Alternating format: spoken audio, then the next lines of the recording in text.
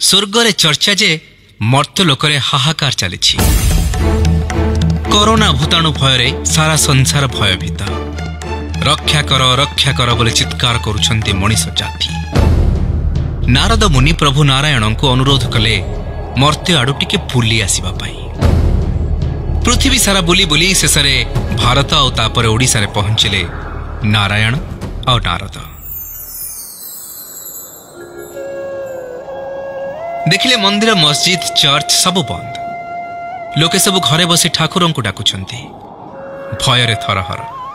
नारद मुनि पचारिले नारायण नारायण नारायण विपदरे पड़िले मनीष आपणक द्वार को आसे आपणक उपरे तार अजस्र भरोसा।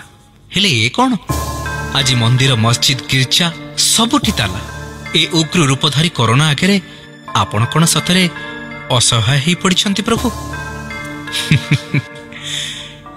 नारायण उत्तर देले नारद मो सृष्टि रे सर्वश्रेष्ठ जीव हेउछि मनीष। संसार रे नीति नियम धर्म न्याय परोपकार निस्वार्थपरता ए सब बजाय रहु बोली मनुष्यर मस्तिष्क रे बुद्धि विद्यार मंजी मु पुणी देछि। राम थिले रावण कृष्ण थिले कंस। जीवन रे असुर विपद विपर्चय ए सब तो आसीब निश्चय। हेले आजी कोरोना दमनर मूल मंत्र मनीष पाखरे ही अछि नारद। मोर आवश्यकता आसुची कोठू। नारद न बुझिला परी नारायण को चाहि रहिले।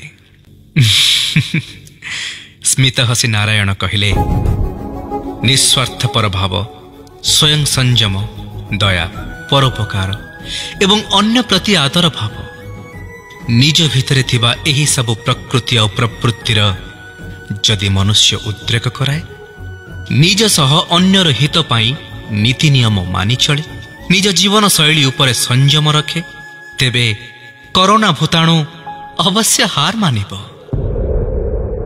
नारद एबे सब बुझिगले। नारायण नारायण बुझिगली प्रभु सब बुझिगली। करी कराउ थाए मोहि मो बिनु अन्य गति नाही। नारायण नारायण।